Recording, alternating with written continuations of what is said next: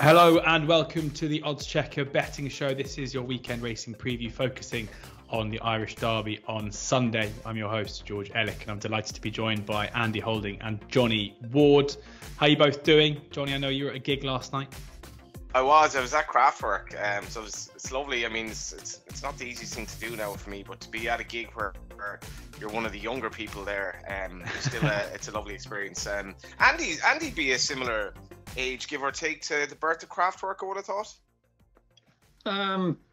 Yeah, I'm quite happy you put me in that age category. If we're talking the German synth band or pop band from sort of like the 70s, 80s, then that is that, am I in the right direction? You are indeed, and it's 70s rather than 80s. Yeah, she's a model and I'm looking good. Is that one of the lines? Is it? Exactly. I was at Lord's yesterday. Johnny was at a gig. Andy, what were you getting up to? I've come down to Anglesey just for a few days break, just to reflect on Ascot and watch a bit of cricket and stuff like that. So yeah, just a peaceful, gentle couple of days before the good weekend we're going to deal with now. I agree with John. Nice. I think it looks a mouthwater in 3 days. Plenty of betting opportunities, loads of Premier handicaps as well as good group races. So hopefully we can make a decent fist of it. Yeah, we're going to kick off by looking at the Northumberland Plate on Saturday. We're recording this about 11 o'clock on Friday to give us enough time to get final decks in for Sunday's racing over at the Curragh. We're going to kind of try and go through the group racing as we can, but as Andy says, some decent handicaps around as well. So I will throw it open for Andy and Johnny to pick out any they want to pick out in those two. But we'll start, as I say, with the Northumberland Plate. It's 2:05 on Saturday. And here we have got Golden Rules, who is the 130 favourite ahead of a Juven at 13-2, Post Impressionist 13-2, Zoffy 8-1, Nathaniel Green 10-1, Omniscient 10-1, Law of the Sea 12-1, Calling the Wind 14-1, 16-1 bar those. These are the best prices on Oddschecker. So these are both on the grids, or download the Oddschecker app where you can find the best prices. Bookie offers free bets, place terms, Sky Bet sticking their neck out, going at 5th to 7 places. A few other firms 6 places, and the best tipsters in the game, including Andy himself, coming straight to the app every morning of racing. So Andy, who's your pick for the Plate? I'm certainly surprised that Golden Rules is so short. He's one of the most interesting runners in the field. Certainly get that with that encouraging and eye-catching win at Kenton not so long ago. He's clearly been targeted for this race because he hasn't run since, but his numbers just don't stack up. And make sense of him being a 3-1 favourite at this stage. I'd imagine he'll drift out from that price. I think he's got to improve quite significantly on what he's done. And he's also, and importantly, not run here at Newcastle. I think most of the previous winners that have won this race have had a spin around the track at some stage. Quite a few of these participants, particularly the ones down the front end of the market, haven't got that on their CVs. So I think there's a rather lopsided look to this particular race, and it means that we could maybe search for a smidgen of value. And there's a few that are quoted at double figure odds that have enjoyed themselves around this track before, including Rodzinski, who surely must go on the shortlist, having run really well in the Chester Cup, as he's done in the past. He finished 4th behind Metier, of course, this year. That race has worked out particularly well, and the time figure was exceptionally good. He was 4th in this race last year to Truchan, albeit off a slightly lower mark. He's got a good draw. Hugo Palmer's gone out his way to get a good apprentice on as well, Connor Planners, and he's a nice price. I think around about 16-1, as you quoted earlier. I think he'll do for me as maybe my number one choice. And there's a couple as well lurking down at much bigger odds that I do think are slightly overpriced, well, way overpriced. One's Aztec Empire, who failed to cut much ice on soft ground when last seen on the turf. But if you look at his overall profile, and particularly all-weather profile, he's very much going in the right direction. I think you can scratch his previous run as well in that small field tactical event when he pulled too hard in the race that was won by Bandinelli. But all his body of work prior to that suggested he was very much an upwardly mobile all-weather performer. His time figures that we've got are exceptionally good, right up there with some of the best that these have done. You know, the likes of Rodzinski and the horses that have run in these top high-end Saturday handicaps. And I think with a bigger field, he's more likely to settle this time on a surface that he should enjoy. And Andrew Baldwin's gone out of his way to book Harry Davis as well, obviously a very useful apprentice. So at the odds, I do think Rudzinski 16-1 and Aztec Empire 33s. Am I in the right ballpark with him? Yeah, you are. So we have got Rudzinski 16-1 with 365 Paddies for both 6 places. Sky Bet 14-1 with the 7 places, and Aztec Empire 33-1. That is with your best place terms you're going to get is again 365 who are 6 places, but also there with Victor, Coral, Betfred, and a couple of others too. Yeah, he's got just way too much talent, Aztec Empire, to be ever considered a 33-1 shot. Like I say, in a race where the front end take a huge chunk out of the market, and you can pick holes in them through either no great time figures or no all-weather stroke Newcastle experience, then this one could be up for grabs, or could be up for a little bit of a shock. Yeah, lovely stuff from Andy there. Thinking Golden Rules, whilst being an interesting runner, too short at the top end of the market. Although 365 had just come out 7-2, so a bit of a drift on already. Maybe after that initial money came in after final decks, but 2 against the field there, with all the places involved too. Rudzinski and Aztec Empire. Johnny, what are your views on the plate tomorrow?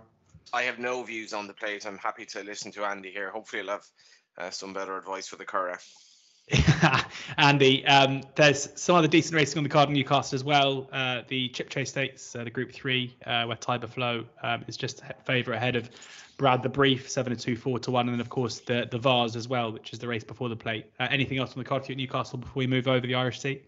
Yeah, Tiber Flow. You've always got to consider that horse on an all-weather surface. Has won here at the track. I think it's won this race before. Might have been in this race last year. So connections are clearly targeting this particular event.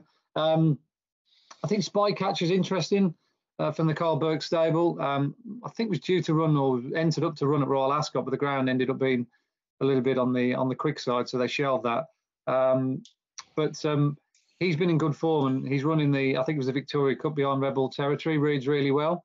The form of that race has worked out exceptionally well. He goes well fresh, and he's got a bit of back class here at Newcastle as well. So I thought he was a consideration anyway, let's say, against the course specialist Tiber Flow in the Chip Chase. But the rest of the card, I'd be lying if I've said I've gone through it with a fine tooth comb. But needless to say, there'll probably be 1 or 2 horses I'll be looking to put up on my column on Saturday morning from Newcastle. Keep your eyes peeled. Yeah, Spycatcher there is currently 9-2. That's with Bet Victor, pretty much 4-1 across the board. Otherwise, let's go to the Curragh, and we can bring Johnny in for his first reckoning. We've got, it's not the best betting heat, the early stakes over 6 furlongs, the second race on the card on Saturday at the Curragh, with Matrika, the 4-9 favourite, ahead of Ground Job at 9-2, Ginsberg 10-1, Do It With Style 16-1, Launch 20-1, Miss Roberts 22-1, Ashweir 33-1. Nothing makes me more sad, Johnny, than a 4-9 favourite and 7 runners, but that's what we got here. Yeah, to be honest, even if there were 8 runners, I don't think there's anything stand out in the races in each way angle, George. Like Andy kind of alluded to it at the top. We're doing the last 2 days at the Curragh, but over the 3 days, some really good betting suggestions, I think, anyway. And this race, to me, isn't one of them, because you have to back the outstanding form horse in the race, who effectively on all lines of form wins this. Collateral form and maiden form wins this, and she's a fine, straightforward horse, but she's running 8 days after going to Royal Ascot. You're going over to Royal Ascot. She was a little bit upset at the start, and as much as she ran an extremely good race, if she were to sort of disappoint here, you wouldn't be amazed. So if you want to take 4-9 about a horse that you're not really guaranteed to get the best out of on her third run, and it's kind of unusual for Aidan O'Brien. It's more Jim Bulger-esque really to run a horse so quickly, particularly she did a tough race at Royal Ascot. She's probably a very good horse. I think she will improve, but as I say, she should win. But I don't like backing horses with that profile at that sort of price, so it's a no bet race for me. No bet race for Johnny. Andy, can you find us? You can normally find us a place somehow. I'd probably maybe recommend Gunsberg without the favourite. That's the only option I could see. I agree with Johnny with Matrika, but she ran an excellent race in what was a good Queen Mary this year, certainly based on the time figures that we've got. That was one of the better juvenile contests, and she was drawn in still 1 that day as well on the outside. I don't think that did her any favours. She had to use up a little bit of petrol to get over into the favoured middle of the track. She was only beaten by one horse on the day. Porta Fortuna is obviously a very smart filly. And there's good gaps back between sort of like the rest of the field. They didn't finish in a heap to suggest it was a above average renewal. She's already got course and distance form with her maiden win, as Johnny's pointed to, and that race has worked out really well. But Gunsberg, who finished fourth that day, was knocked about on that occasion. She's obviously got to turn around the form with Matrika, which I don't think she'll do. But I think Grand Job is obviously the marker with regards betting without the favourite, because Grand Job was second when she was fourth. But the good thing with Gunsberg, she's already gone on to win herself, and she's had another run under her belt. So I think that could be quite significant. So she's going to be a lot more streetwise than she was on debut. She comes from a yard as well that's always time and time again underestimated. I'm going to talk about one of his horses as well later on in the piece. But given the amount of quality winners he has, and now at Group 1 level, they seem to always go a little bit under the radar like this horse has. So I think we should perhaps take advantage of that situation here and back Gunsberg without the favourite, and I hope that she turns around the form with Grand Job, which is the main objective of that selection. The only proviso, George, I'd have with that, and I'm a big Paddy Toomey fan, I'm going to tip one of his horses up in the next, is that his horses are very, very sharp first time. So I wouldn't say necessarily his 2-year-olds would be massively improving run to run. That'd be my one concern, but everything else I'd agree with on what Andy said. Only one firm out at the moment without Matrika market. I'm sure plenty more will become tomorrow morning. But Gunsberg is 130 in that market with Skybet as it stands, with Grand Job the 6-5 favourite. A bit of a teaser there from Johnny. We're on to the next race that we have prices for at the moment, which is the Yulong Pretty Polly Stakes over a mile and 2 furlongs. And Vivia Sistina is the joint favourite above the curve. They are 5-2, the pair. Never ending story. 9-2, and I assume the horse we're about to hear tipped up by Johnny, Ross Carberry for Paddy Toomey. This is a great example of where oddschecker can really pay, because 4-1 basically market price, but 365 are out, and they're 7-1 as it stands at the moment. Insinuendo is 16-1, 20-1 bar those. Johnny, what is it about Ross Carberry's chances that you like here? Yeah, Andy spoke about the yards.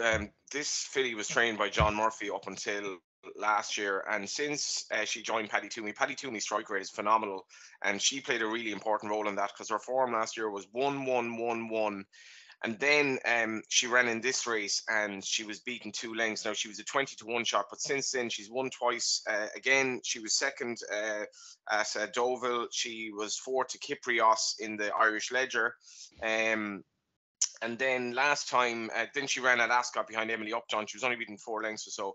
And then on her return at Cork, she won. The proviso with her is that she stays so well that if this is tactical, it won't suit her. Now, she still actually travelled pretty well in the race last year. She was disqualified on a very, very bizarre weight-related technicality that Paddy Toomey was querying for a long time afterwards. I don't think it was ever actually given back to her, but she did finish 3rd on the day. Now she was 20-1, but I don't think this race, that was a good renewal of the race.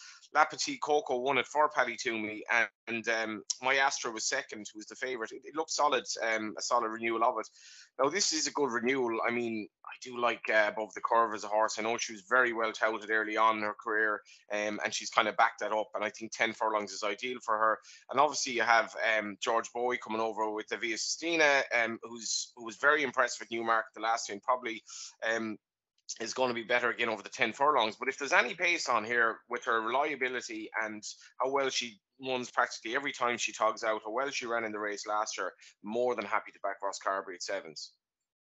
Ross Carberry 7-1. The pick there for Johnny, as I say, that is best price at 365. Given the prices of the rest of the market, will likely shorten up fairly quickly. Andy, where do you sit here? Yeah, absolutely the same as Johnny with regards a horse's chances. But then when you equate that and put it alongside the actual price that it's been chalked up at, i.e. standout 7-1 with Bet365, it just doesn't make any sense. I think most firms have gone 4-1, probably more near the mark. I mean, yeah, she's just a really likeable progressive filly, as Johnny's alluded to. And I think the fact that this race has been the target since she ran in the race last year, or perhaps through the winter months when they were mopping up, working out a plan for her, I think is significant, because she came here not as an afterthought. Don't get me wrong. She was totally deserved of her place in the lineup after those 4 back-to-back wins. But the fact that she did have 4 hard races coming here last year might have just took its toll. But it's still an excellent run. You know, third behind Sabre Companion and Petite Coco, as Johnny's alluded to, the Group 1 is a massive step forward from where she started the season. And I really liked her comeback victory at Cork. It was over 1.5 miles. She only won by half a length, but the way she moved through that race, she quickened, assumed command over 2 furlongs out. And then for me, just idled in the latter stages, or perhaps just got a little bit tired, first run for a little while, was the sign that she's definitely going in the right direction. But I like the fact that she's had a prep run over 1.5 miles, and she'll come here fit and fresher than she perhaps was 12 months ago. I think she's a better filly than she was as well 12 months ago, a little bit more streetwise and a bit more hardy. But either way you strip it down, it's hard to see Ros Carberry not going well here. Albeit, you know, she has got to beat 2 very smart horses at this level. We know that Above the Curve's a genuine Group 1 horse who operates well on softish ground over this track. The ground is very important to Via Sistina. I think she's a high-class horse in the making. Yes, she's won a Group 2, but she looked a Group 1 filly when she won at Newmarket. She just looked as though she just joined in at 2 furlong pole that day when she breezed to the front in the hands of Jamie Spencer. And obviously this race has been the plan ever since. But all her best winning form has been on soft ground. So if it does rain, I think her chances increase. But if it stays as it is, then it might not necessarily be in her favour as much as others. So as it stands on good ground, what we're looking at and having to deal with the prices that we've got, there's no doubt in my mind and Johnny's mind as well that Ros Carberry just cannot possibly be 7-1. Lovely stuff. Ros Carberry 7-1. Best price, as we say, stand out with 365. A handshake from Johnny and Andy on their selection here for the 325 at Curragh on the Saturday. On to the next race. It is the International Stakes, where Al Rifa is the 11-10 favourite. Again, that standout 365 odds on with most other firms. Alfred Munnings is the 7-2 second favourite. Lafayette 4-1. Mashur 12-1. Self Belief, something you're not lacking, Andy, 16-1. 5-runner race this one with Al Rifa, as I say, odds on with most firms, but a bit of odds against if you're with 365. Are you with or against the Fav? I'd probably be against him just on this occasion at the prices. If he's ever going to be vulnerable, arguably it's going to be first time out, although, you know, Joseph will make sure that he's got him somewhere near peak fitness. You know, it is a prestigious race at the end of the day on a big weekend. So you certainly won't want to be embarrassing the horse by leaving him too undercooked. Not sure why he hasn't been out so far. Obviously, there's been 1 or 2 setbacks. He was talked about as being a Guineas horse early in the season. I think the fact that he's such a big, tall, you know, rangy horse suggests that he hasn't been the easiest.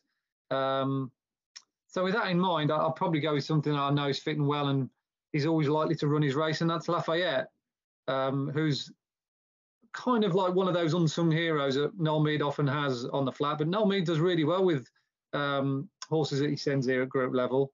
He has another horse that likes soft ground that's got a really good CV here, which name escapes me. But Lafayette is certainly building up a decent body of work as well of his own. I thought he was really impressive last time out when he won quite comfortably at Limerick. He didn't beat a particularly strong field, but it was just the manner in which he did it, which I liked. The time figure was really, really good. And he certainly hasn't been disgraced on his 2 previous runs either. Prior to that, he loves it here at the Curragh. He's got a really sharp turn of foot. And I think he's been underestimated in the market with fitness on his side. So I'll go with Lafayette on this occasion. I'm going to watch Al Rifa. I'd certainly be no shock if he was to win it. But the actual overall form of that national stakes and the fact that he hasn't run for 293 days just puts me off at the price. Lafayette 4-1, Skybet, Hills 888, Coral, a couple of others too. The selection for Andy at the prices, although as he says, no surprise if the favourite does oblige. Johnny, how do you see this? Yeah, Andy's right about the national stakes. In fairness, Proud and Regal won at Saint Cloud. He won at Group 1, but it definitely wasn't the strongest renewal, and we did have a disappointing favourite. But I was so impressed by this horse, and like if you remember Joseph saying afterwards, like he was absolutely out and out 3-year-old, if not 4-year-old. He couldn't believe that he was doing this as a 2-year-old, and I've actually never seen him talk about a horse that he trained in the way that he spoke about this horse. Now, you're getting odds against, a shade of odds against, but like in terms of the potential this horse has and the absolute certainty that he's going to be better, like literally this is on pedigree and everything, it's 100% certain this horse is going to be better over 1.2 miles or further this year. His pedigree is all about like 1.5 miles plus. Wootton Bassett obviously got the Derby runner-up. And is getting plenty of horses who stay, but on the dam side, this horse is all stamina. And if you see the way he races, I wouldn't have any concern he's going to be keen or anything like that. And if this is a sort of a tactical race, which it might be, with the 5 runners, it won't bother him at all because he has a turn of foot. So I think in terms of potential, these are all solid Group 3 horses. Like none of them has the potential to be any better than that, with the obvious exception of Alrifa, who should, and maybe Aiden's as well, who's won twice, Alfred Mullings, but his performance, the turn of foot he showed in the National Stakes, and as I say, with that certainty that he has to improve over the trip, I'd be happy to back him at 11 to 10. I'd have a small saver on Self Belief just at 16s. He flopped the last day, but on general form, I like he's rated 105 on ratings. He's more or less bang there. Lafayette, I was at Limerick. I thought that was a lovely performance, but really this should be a far better race than that. I'd certainly hope it is. Yeah, Self Belief 16 to 1, pretty much across the board, the saver, but Arifa, the selection there for Johnny, if you can get that 11 to 10 there. Anything else on the card on the Saturday before we move on to Sunday in the handicaps? No prices obviously as it stands right now. Andy, anything that the guys should account for? Yeah, I was quite impressed with Dancing Tango when she won down in Fairyhouse the other day. She looked vulnerable 2 furlongs out. Expected as well from a horse that has been running over mile 6, 2 miles on the all-weather at Dundor. But then the turn of foot she found from that juncture to the line was quite incredible. I did the splits that day, and she was by miles the best on that card, including loads over 6 and 7 furlongs. So she found a rare turn of foot, and I think a strongly run mile and a quarter is the key to her. On a stiff track as well, I think that playing to her strengths. Maxine O'Sullivan's been booked, so that's a signal intent from the O'Brien camp. So Dancing Tango in the I think it's a ladies' derby, is definitely worth a look. And there's been a horse that has caught my eye twice here at the Curragh so far this season that runs in the last race. She's Hybrid, again trained by Noel Mead. Didn't get anything like a clear run the other day when finishing 4th in a similar race to this. But I marked it up as one of the most likely winners. Had it got a clear run, that was that run behind Nusrit. And then if you go back and watch its previous exploits the time before behind Dan Rapide, also got absolutely no run whatsoever. So it's been very unlucky on its last 2 runs. Goes back to the Curragh, hoping to be 3rd time lucky. So let's hope that Adam Caffrey can weave his way through on this mare trained by Noel Mead in the last race. Good stuff there. A couple from Andy. Johnny, any others that you've got in the notebook for Saturday? I'm going racing Sunday, but I'm almost reluctant not to be going tomorrow because I think this is such a good card. And as Andy mentions, even that last handicap is an absolute banger. Like, and you'd hopefully have the 4 each way places as well. Certainly at the racetrack, you will. A lot of them going 5 at this stage. Yeah. 365 Sky Bet Paddies, yeah. Absolutely. So, and in fairness to the bookmakers, you know, they are offering really good each way place markets on run of the mill races. So they're definitely going to be giving you some good competition at the Curragh. A couple of other horses to note. In the 140, this is the first race. Huxley's a very interesting horse to me. Now, Andy probably agreed with me on this. Like, this horse was eye-catching the last day, but you're also kind of speculating as to what price he's going to be. He was 7-2 first time out. He finished behind School of Law then, but School of Law, I'd imagine, was a bit sharper. This horse is really bred to improve with time. He's from a really good Galileo family, and he was funny because he was ridden prominently, but he did find plenty of trouble under Gavin Ryan. Just probably wasn't quite able to lie up on debut in what looked a muddling race, but found all manner of trouble and then was completely eased down to essentially freewheel home. And with Donica's 2-year-olds this season, I think he's 45% or so in Ireland. He's obviously had a winner of Royal Ascot as well. I really do like this horse. I think he's going to be an each way price because City of Troy, who I think is a brother to Bertinelli, he's first time out in the race and he's Aiden's only runner. So I think you're going to get a price, but I hope Andy has had half a look at Apache Outlaw in the 250. This is a horse by Churchill, who he won a maiden at Fairyhouse last year, and he's a massive big horse. And you could see the day he won his maiden, basically dwarfing everything around him. Now it's kind of been a little bit hit and miss with him since, but he ran over 5 furlongs here the last day, and he seemed to kind of he has a tendency to hang in his races, but they took off the tongue tie, which is back on tomorrow. But he seemed to kind of hang, and then he was kind of carried across the track travelled really, really well. And now Conor Stonewalsh, who claimed 7, he's had a brilliant season. He's one of these former pony riders from up Donegal, where we've all these brilliant young riders like Dylan Brown McMonagall coming from. This lad's a very good rider. He's still claiming 7. I think it's quite interesting that Joseph entrusts him with the ride again, because he's not the most straightforward. He's really, really strong, but 6 furlongs in a big field handicap on the base of that run the last day. I can't wait to see how they price him up.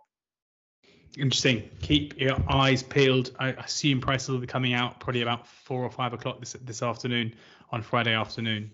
So oddschecker, the app or online is the place to go for that. Andy, what are you going to say? Yeah, just a quick line on that Conor Stonewalsh. Yeah, the several times I've seen him, I've made a big note of this fella. Funny enough, Guy was speaking to him this morning. Guy owns horses over here, and he's looking to book a crack Irish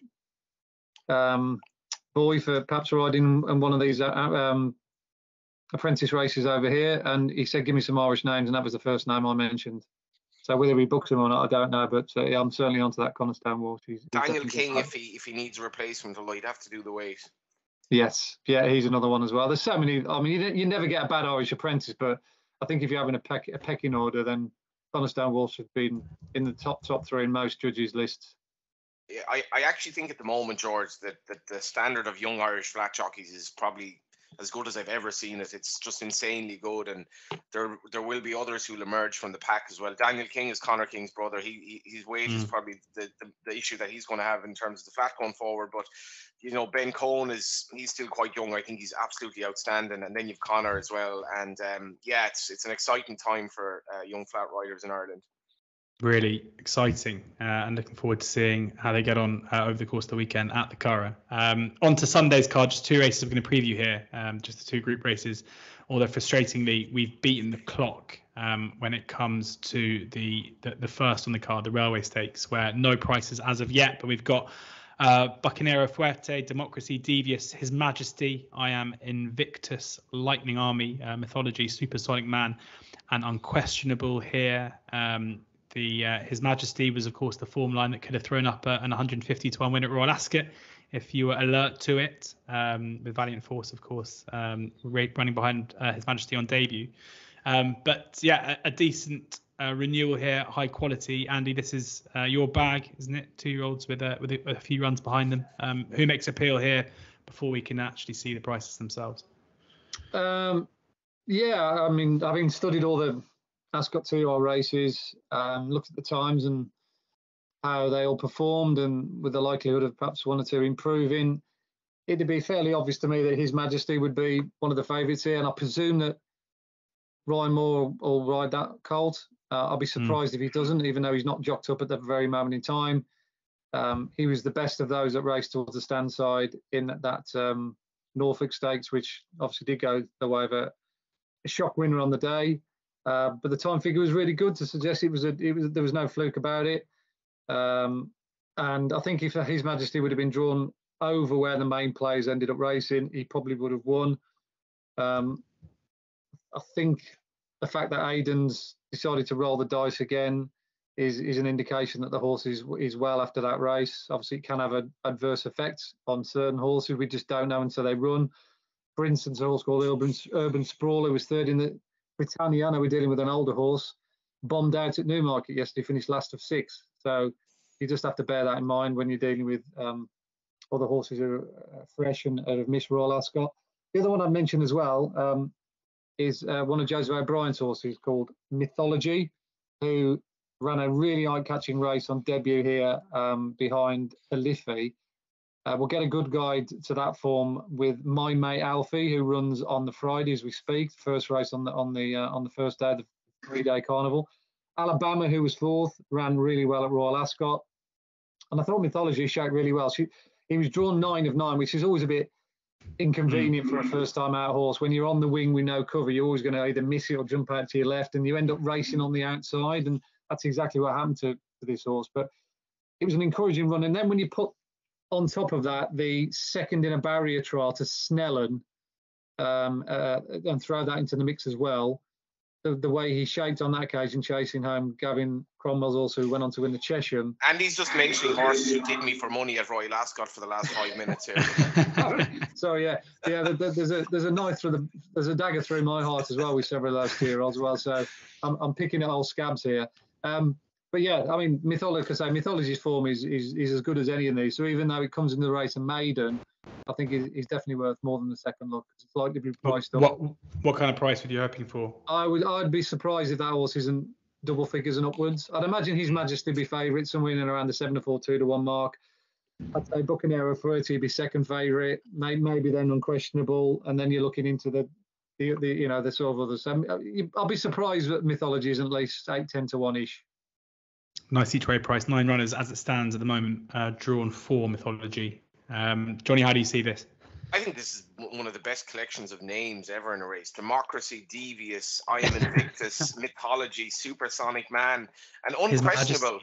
Which, well, yeah. I mean, if you're talking about Andy Holding's prowess, I think that Wotton Bassett, son of Wotton Bassett, is well named. Does that make you the Supersonic Man? I'd say Devious be more me, but whatever about Democracy. I'm going to have a cop out here. I can't bet on this race until I know the prices because it's completely price reliant. Like Andy mentions Mythology, that was such a good one first time out. Seemed quite well fancied, and I imagine, in fairness, Joseph O'Brien, these horses generally do need a run a little bit. Would come on for the run. I actually thought Adrian Murray's horse, Buccaneer Fuerte, he ran really well. I think River Tiber's very, very smart, and he was only beaten a length in the Coventry. Really, really solid run. Seemed relatively well fancied.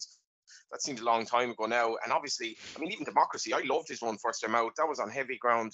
He completely bombed out the last day at the Curragh, but I imagine he's better than that. And to be honest, I was a little bit disappointed. I really fancied Devious at Ascot. I was a little bit disappointed in him, but I think it's significant that he turns up as quickly again. And His Majesty's run was outstanding. I backed His Majesty and Elite Status in the Norfolk, and a horse that Andy actually fancied and managed to be beaten by 150 to 1, a 66 to 1 chance.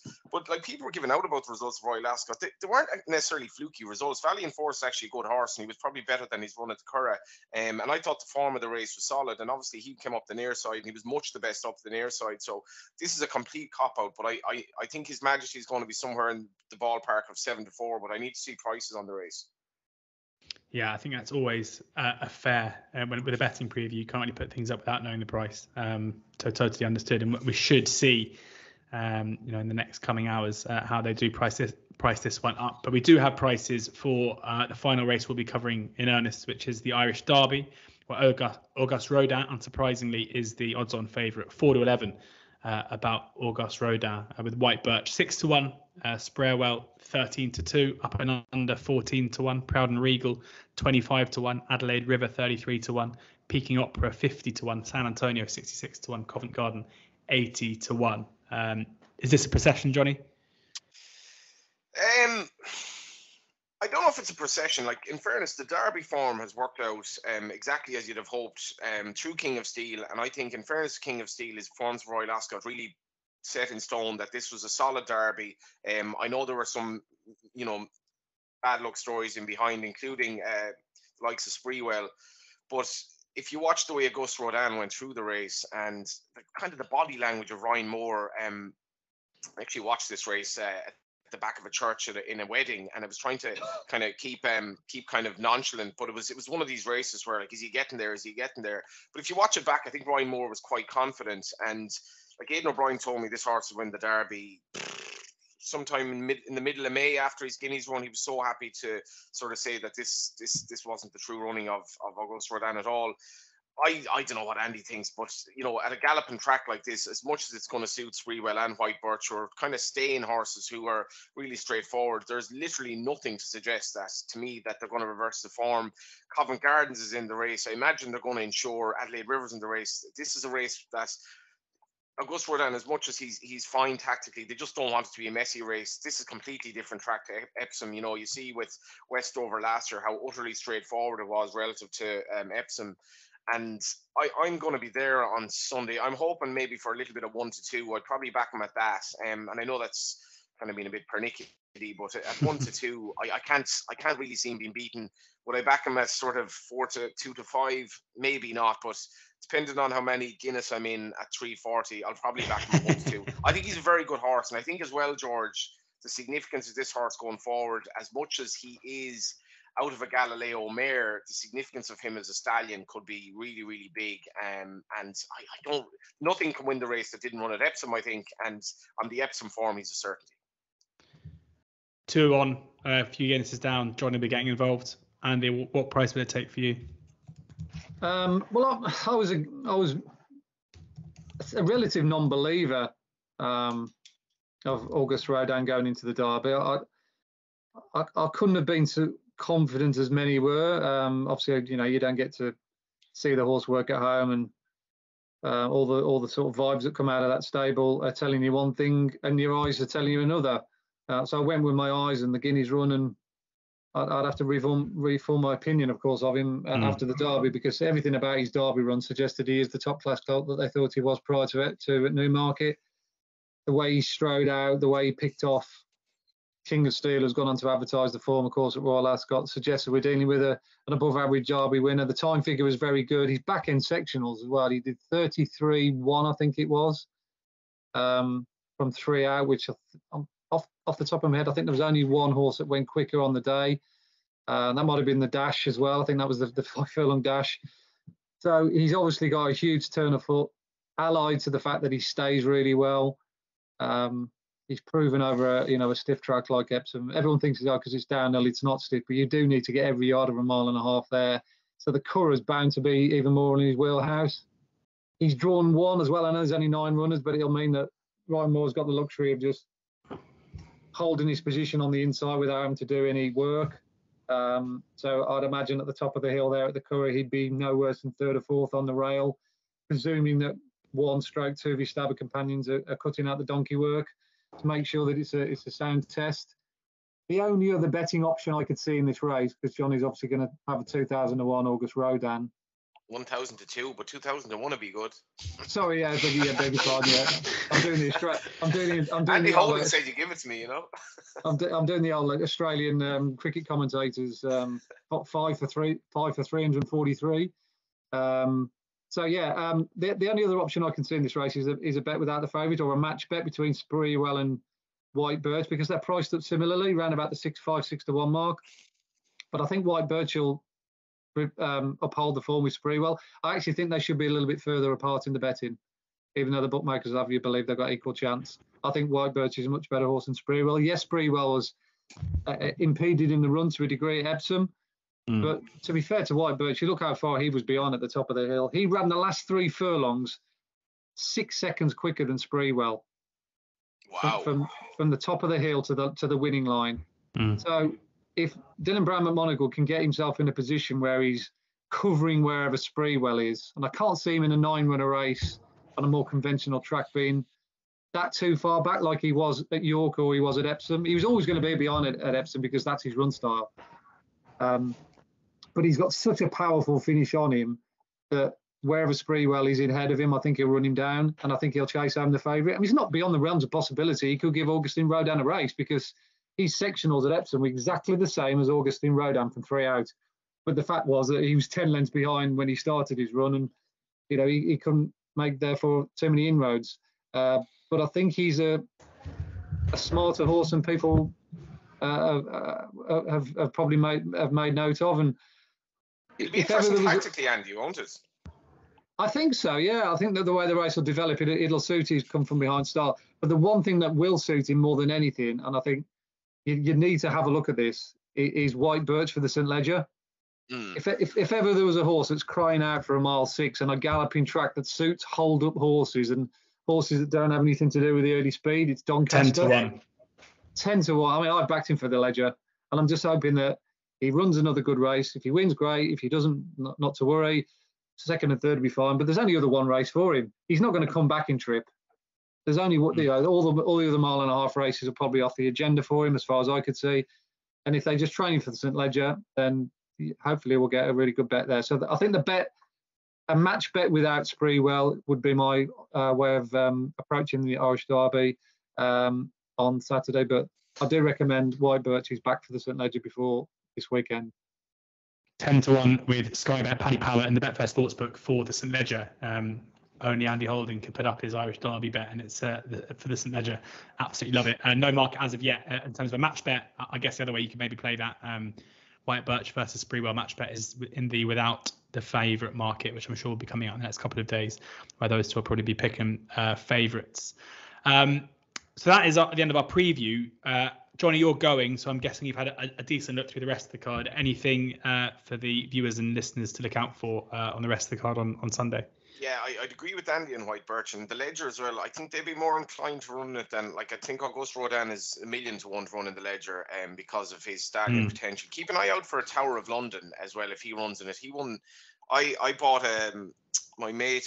It was his 40th birthday last year, and I bought him an anti-post bet on Tower of London for the Derby, and he did win the Derby, but it turned out to be the Ulster Derby at Down Royal, and he didn't obviously win the Epsom Derby. Even though Aidan O'Brien actually at the time said he wouldn't put me off when I asked him, I think he was 25 to 1 or something. But he actually looks like he's developing nicely. So if he goes to Ledger, I'd have a little saver on him.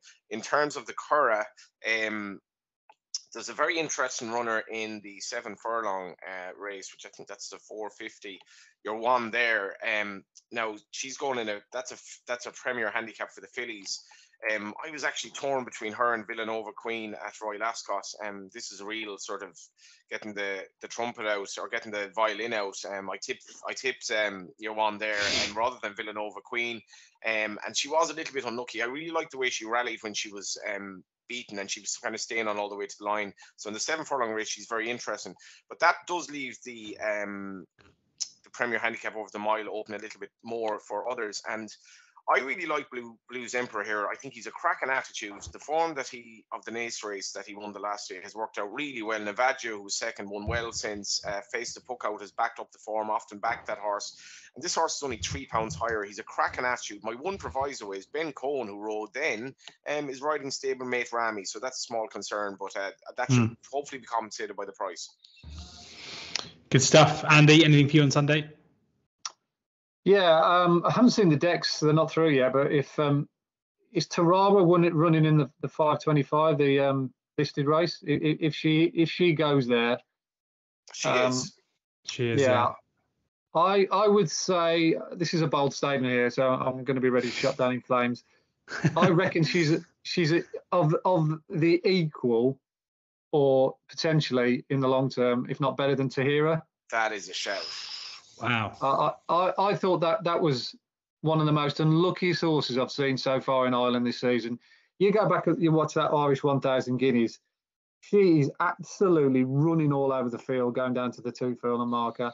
And whereas Tahira gets an absolute eye of the needle, beautiful opening to come and pick up the running and run down Mediate. In behind Stable's companion Tawara is having an absolute complete and utter nightmare. And it's only literally in the last 100 yards where she finally gets a clear run. But once she does pick up and get that out, that daylight that she saw, she picked up in really, really eye-catching fashion. Unfortunately, she ran out of real estate and didn't quite manage to sort of overhaul the front three. But I would have backed her if she would have gone to the Coronation. She didn't go to the Coronation. Obviously, Tahira quite rightly flew the flag for the Master of Rosewall. But the fact she comes here in a listed race, I mean, if she doesn't wipe the floor with this lot, I'm going to be made to look absolutely idiotic. Because I think she's one of the best fillies in Ireland, so over a mile. So hopefully she'll prove me right. Otherwise, I'm going to be probably having a couple of weeks off on this podcast. I can just envisage being in the stand at the Curragh and somebody pointing out to me or talking to somebody else behind my back.